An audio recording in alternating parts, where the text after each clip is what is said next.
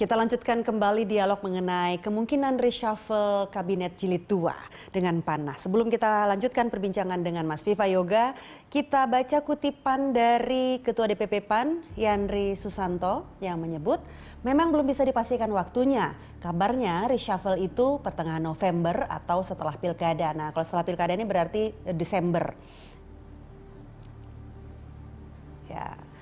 Ya, ini Mas Viva sempat menyebut ini bisa juga lebih maju dari November atau Desember. Mungkin kalau bisa dibilang akhir Oktober gitu, ada kemungkinan, Mas?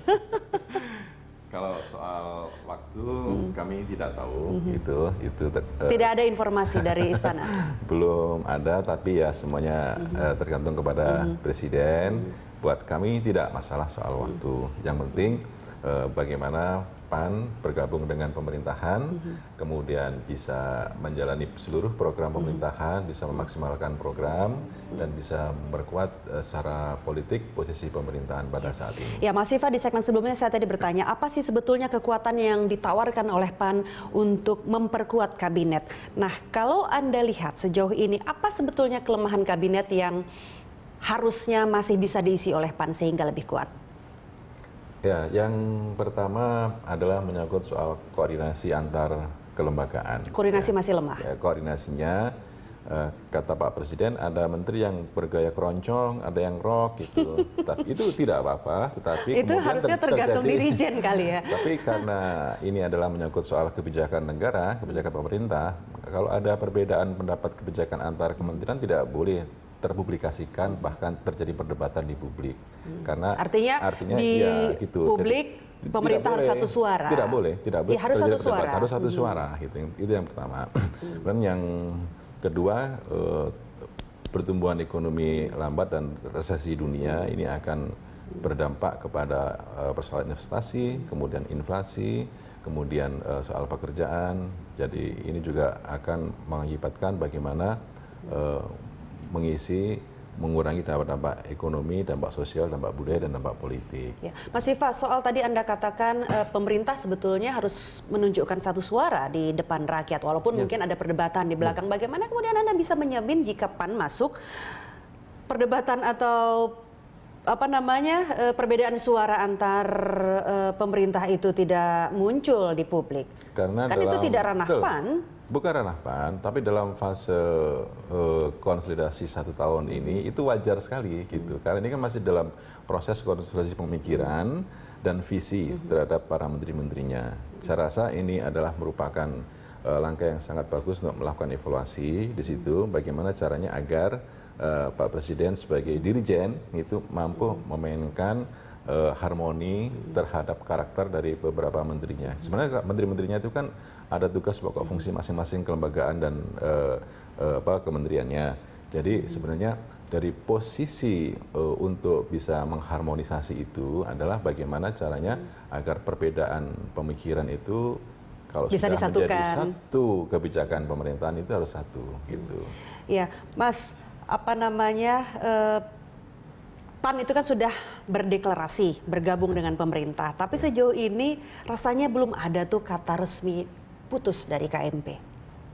Atau sudah ada pembicaraan bahwa kita putus nih? Gitu. Ya, menurut kami ya persoalan KMP atau KIH saat ini ya rasanya memang sudah tidak relevan lagi ya karena selesai. Sudah selesai. Pesta demokrasi.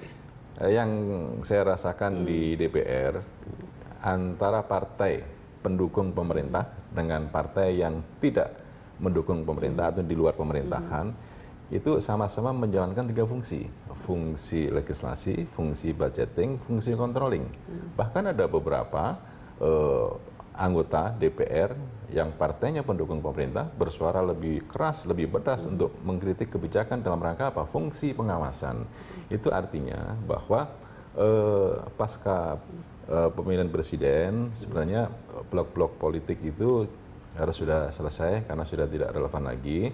Tantangan bangsa ke depan ini kan sangat luar biasa hebatnya. Jadi kita harus bersatu lah dan tidak mungkin bangsa yang besar ini dikelola oleh 1-2 partai politik Ya, atau 2 tapi kan kelompok. Harus paling gitu. tidak kan sejak masa kampanye itu kan sudah menyatakan ada koalisi begitu. Tidakkah kemudian ada pembicaraan yang lebih clear sehingga posisi juga lebih clear nih Mas Viva, baik ke KIH maupun ke KMP yang ditinggalkan. Ya, barangkali soal definisi KMP atau KIH itu buatan dari publik saja sebenarnya.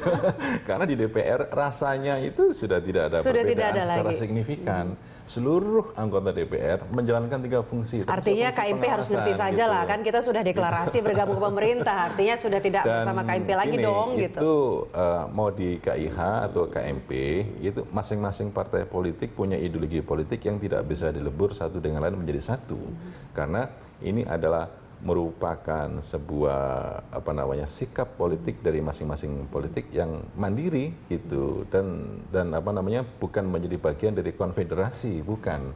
Jadi masing-masing politik baik yang masuk di pemerintahan atau partai politik yang dengan sikap politiknya partainya berada di luar pemerintahan itu ya bagi PAN sama-sama mulianya untuk bangsa dan negara. Ya, Mas Viva, PDI Perjuangan sendiri berharap dengan rencana reshuffle jilid kedua dan dengan rencana masuknya PAN ke kabinet, Presiden Jokowi bisa menghindari risiko politik. Nah, bagaimana PAN sebagai pendatang baru, gerbong terakhir, bisa meredam gejolak politik jika mengisi kursi di kabinet?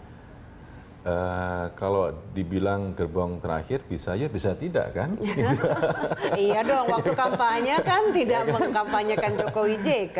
Ya artinya kan begini, soal komposisi partai politik yang berada di dalam pemerintahan atau di luar pemerintahan, PAN bisa dikatakan mungkin nanti masih ada waktu 4 tahun lagi kan, dan mungkin juga bukan merupakan gerbong terakhir masuk pemerintahan. Bisa juga begitu. Ada lagi partai lain setelah PAN. Ini sudah kasih sinyal ini, Terus Mas Viva. yang kedua, soal komposisi kabinet, menteri-menterinya itu kan merupakan pembantu presiden Undang-Undang Dasar 45. Jadi PAN menghormati, tidak masuk pada wilayah itu, kami serahkan kepada Bapak Presiden bagaimana caranya, mekanismenya agar semuanya bisa berjalan dengan harmonis, dengan sinergis, tanpa kemudian menyakiti partai satu dengan partai yang lain. Ya, Mas Viva, dengar-dengar katanya PAN akan mendapat jatah 2 kursi di reshuffle jilid 2 nanti. Kalau dapat jatah 2 kursi beneran, sudah cukup puas belum sih? Kami sudah mengirimkan nama-nama, berapapun jumlah kursi, kami akan apresiasi dan kami hormati. 2 kursi sudah puas? Ya berapapun lah.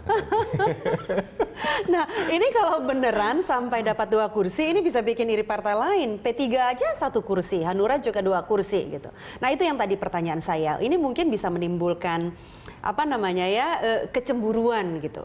Saya rasa tidak sampai sejauh itu Mbak Rike, karena Bapak Presiden juga pasti memahami suasana kebatinan masing-masing partai politik pendukung pemerintah. Yang Jadi penting dikomunikasikan tidak akan sebelumnya. melukai satu sama yang lainnya. Mas Viva, kita masih punya 1 segmen lagi untuk membicarakan bagaimana pemerintahan ke depan. Pemirsa, tetaplah bersama kami.